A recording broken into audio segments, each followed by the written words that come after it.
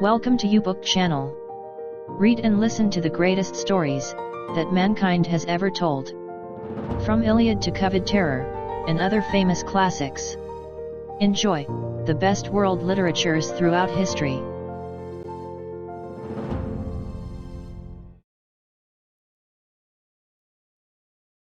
Copyright 2021. By Jerry Ducatis. All rights reserved. The Project Gutenberg ebook of A Tale of Two Cities, A Story of the French Revolution. By Charles Dickens.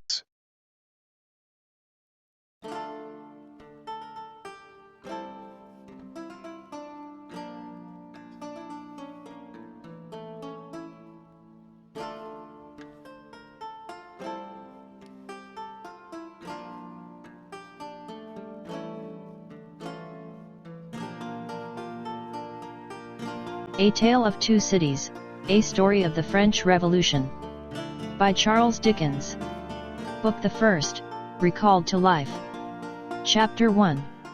The Period.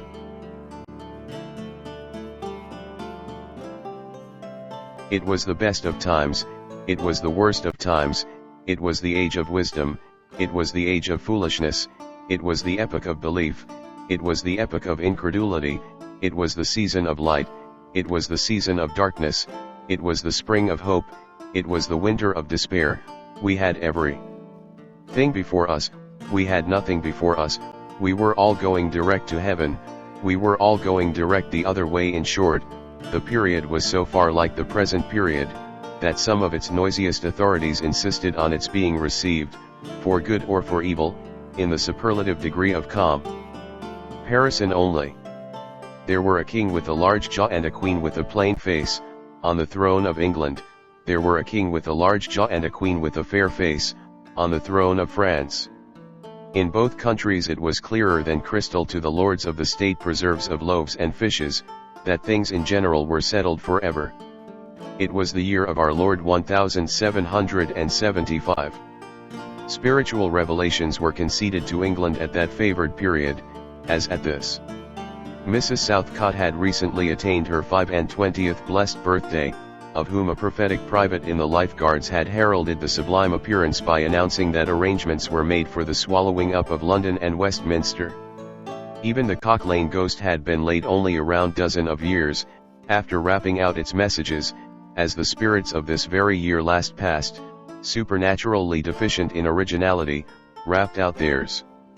Mere messages in the earthly order of events had lately come to the English crown and people, from a congress of British subjects in America, which, strange to relate, have proved more important to the human race than any communications yet received through any of the chickens of the Cock Lane brood.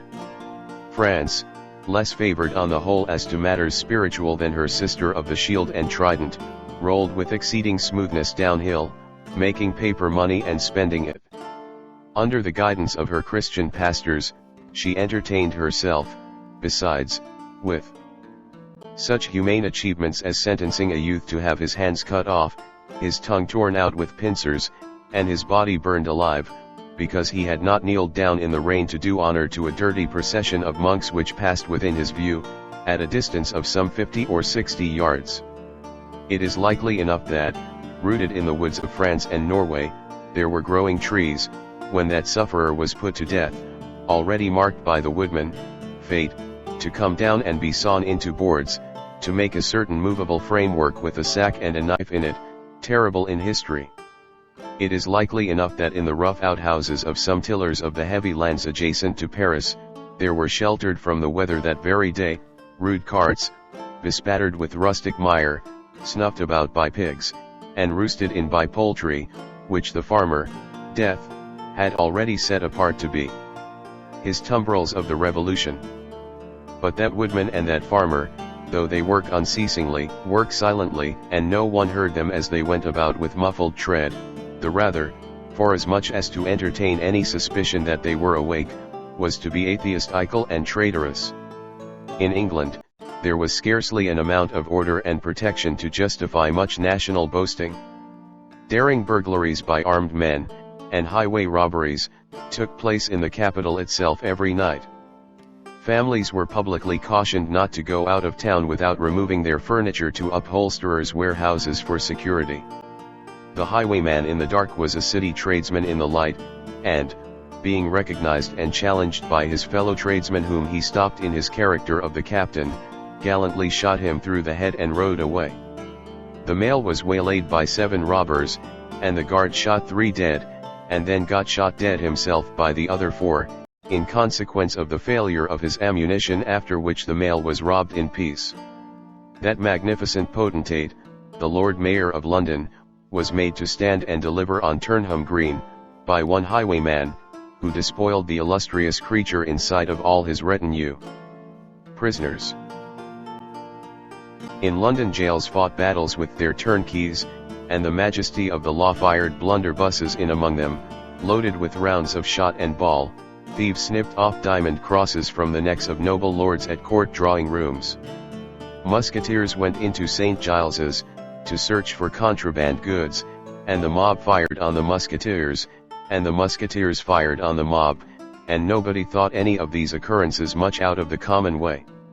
In the midst of them, the hangman, ever busy and ever worse than useless, was in constant requisition, now, stringing up long rows of miscellaneous criminals, now, hanging a housebreaker on Saturday who had been taken on Tuesday. Now, burning people in the hand at Newgate by the dozen, and now burning pamphlets at the door of Westminster Hall, today, taking the life of an atrocious murderer, and tomorrow of a wretched pilferer who had robbed a farmer's boy of 6pence. All these things, and 1,000 like them, came to pass in and close upon the dear old year 1775. Environed by them, while the woodman and the farmer worked unheeded, those 2 of the large jaws, and those other 2 of the plain and the fair faces, trod with stir enough, and carried their divine rights with a high hand. Thus did the year 1775 conduct their greatnesses, and myriads of small creatures, the creatures of this chronicle, among the rest along the roads that lay before them.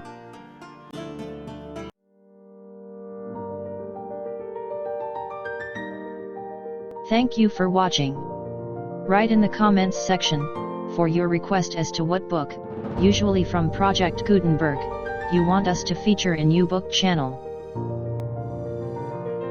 Click like to boost the rating of YouBook channel, make a comment for us for the improvement of our services, and share this video to your friends, with the copyright intact. Please click subscribe, and hit the bell button to be notified of new uploads from YouBook channel.